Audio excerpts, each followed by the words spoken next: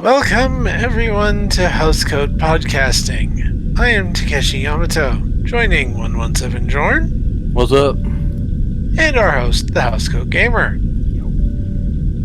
Today, we discuss the Federation class. And people might be thinking, Housecoat Gamer, Takeshi Yamato, 117 Jorn. This thing is a beta canon design. Why are you discussing it? Well, Because it has precedent. yeah, and there's some. It's a slight technique. Star Trek has a history of just like taking normal ships and adding an extra nacelle to it and calling it a new ship. Yeah, and technically, this thing isn't really beta canon. We'll go into the history a little bit. Apparently, it was originally designed for the tabletop war game Starfleet Battles. And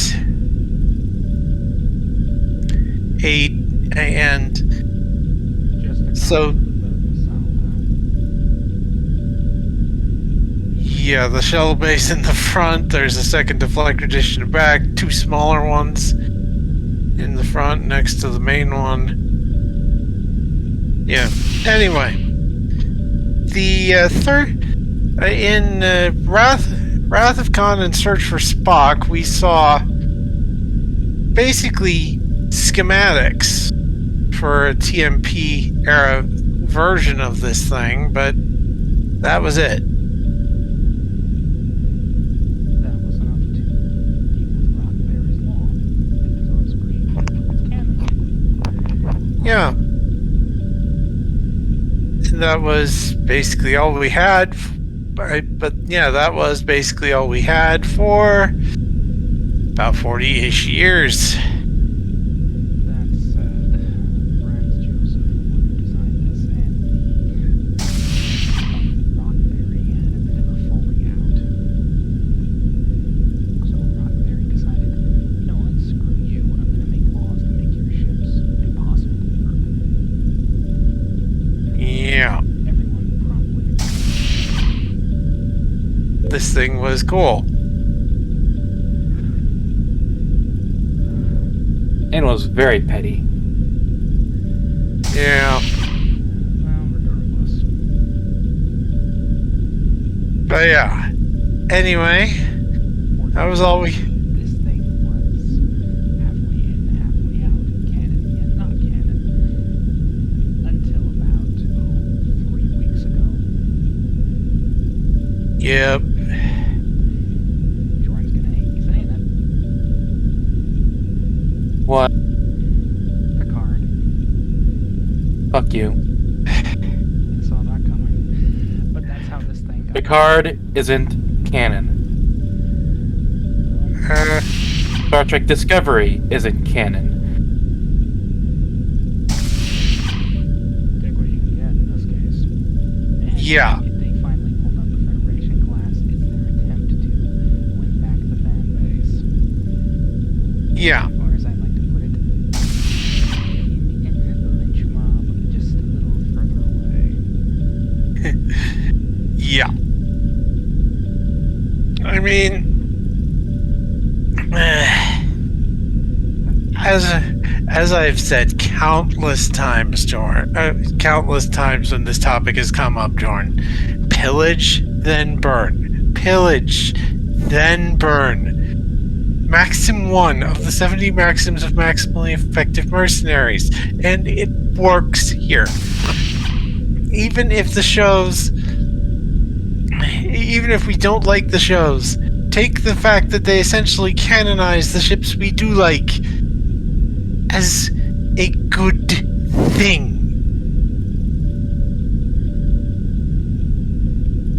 That would promptly rewrite the events of the whole thing and make them make a lot more sense. Yeah. It's known as the shows themselves. You can work them. They can work with adjustments. CBS may not give them those adjustments, but that is what fan fiction is for. Regardless, the Federation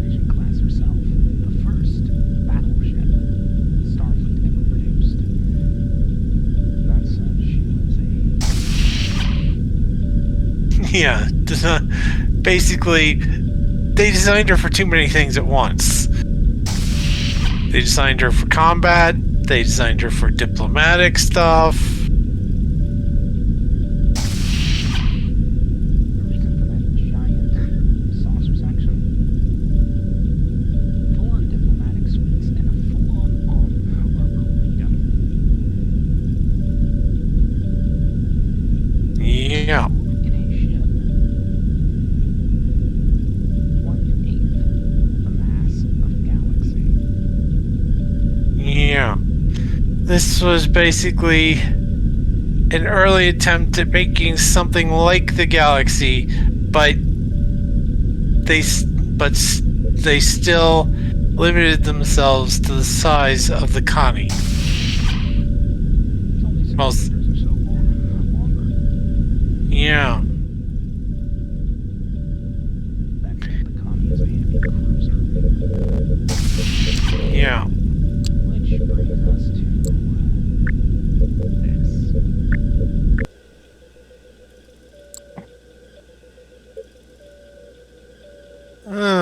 Star Empire class? Yes, another thing that was ported over. Well, somewhat ported over. Huh. Remember the whole Romulan mythos that STO imported? Yeah. Guess where this ship came from?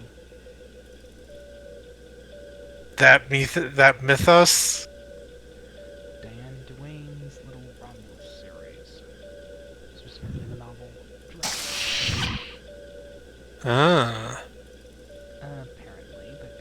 Apparently the main antagonist did not like the Federation class and thought, how pathetic. I'm gonna make an actual warship. And this was it.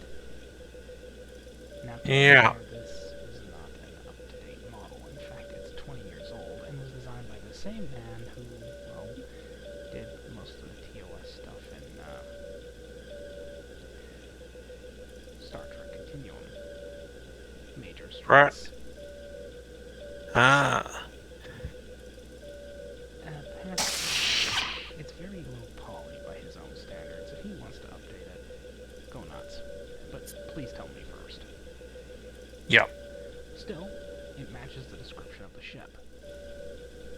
A hexagonal saucer section, very angular, very, well, purpose-built for war.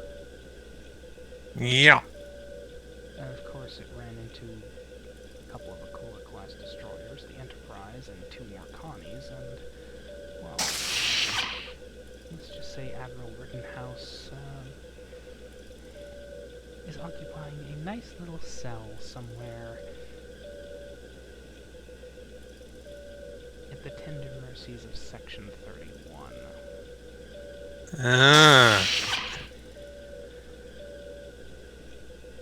Alright. Regardless, this is a good comparison to make between the two. The Federation class is what the Star Empire could have. Had, Yeah. you know, Had they actually decided to... Had they actually focused on something? to be fair, the Constitution is the better jack of all trades. It has nothing it doesn't need for both exploration, crew amenities, and combat. Yeah. And that's kind of why heavy cruisers dominate everything. Battleships are just Yeah. That said, nobody really argues with the big guns. Yeah. We like big guns and we do not lie. Yeah. Let's say- Jamie likes big boom. But yeah, Stress actually told me that if he ever redid this, he'd give it a lot more points. And make it closer to what it looks like in the novel. It's close enough here, but, well, to be Yeah. fair, this was an SFC1 mod. Ported over to Homeworld, then ported over to Bridge Commander. Yeah.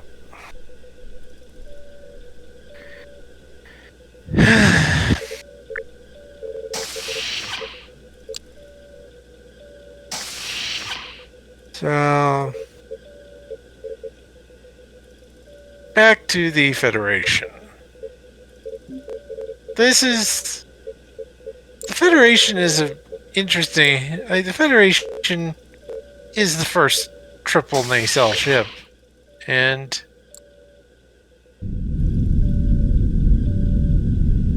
well, we'd like to see this thing in STO. Seriously, Morone, get on it. You have Given permission to do any ship you want, as long as you make the model yourself. and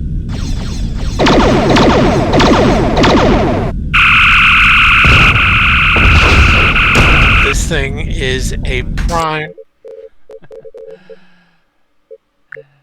yeah, they don't really have a choice anymore. Yeah. Yeah. This thing.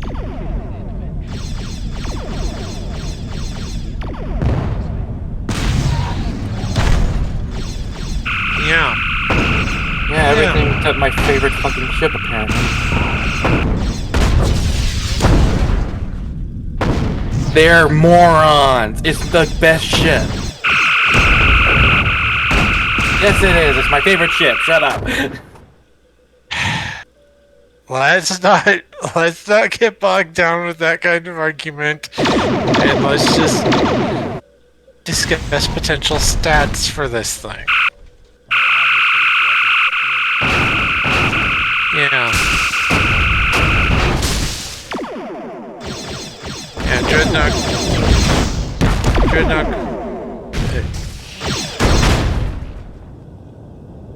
Well, this is a TOS era boat, so maybe Class F shuttles?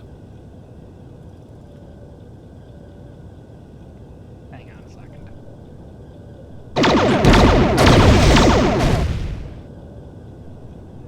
How I wish there was a B-11 I could kill.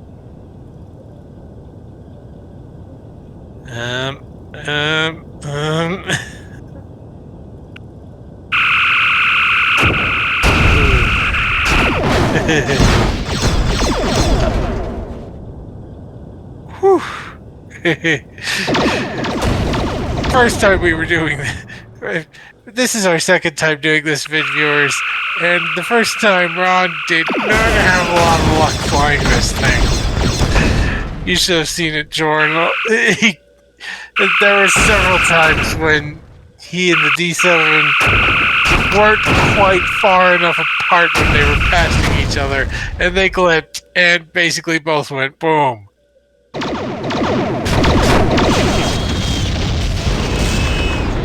Happens when you get into night like this.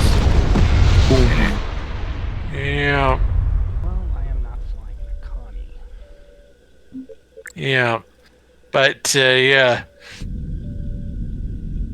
The classic trope, ramming always works. That was something I brought up. Ramming always works. A lot of times, Hollywood tends to overplay physics to get things to work. Or do things that literally that cannot be done with real life physics. But when it comes to ramming at the speed starships are capable of, they're underplaying it. It would be if Star Trek physics matched real world physics when it comes to ramming, it would be a lot more destructive.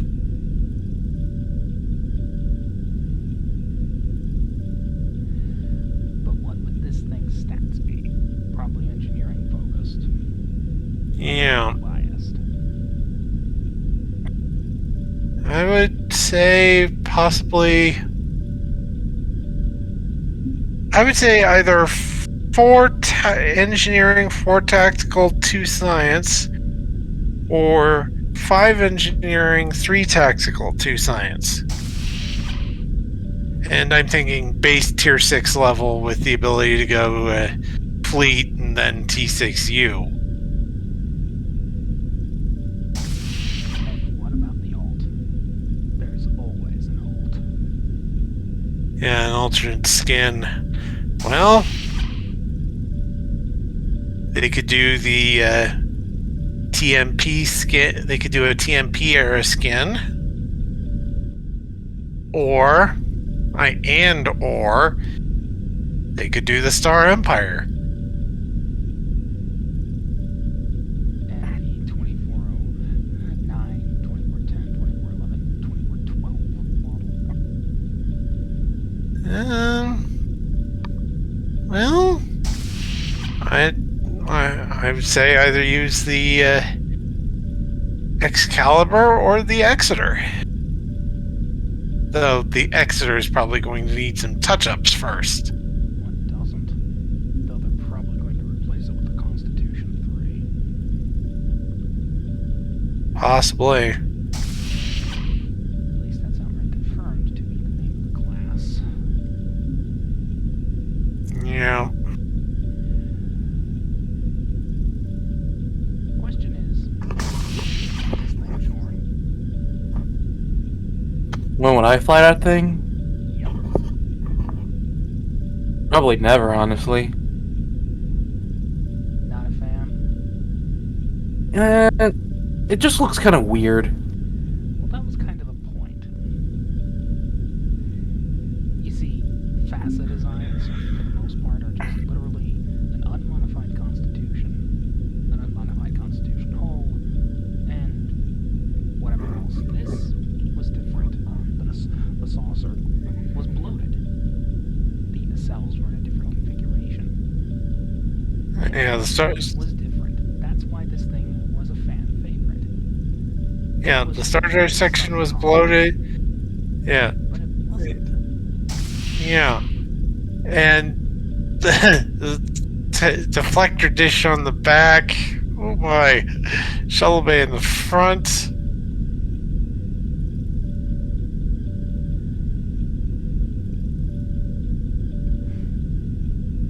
Yeah.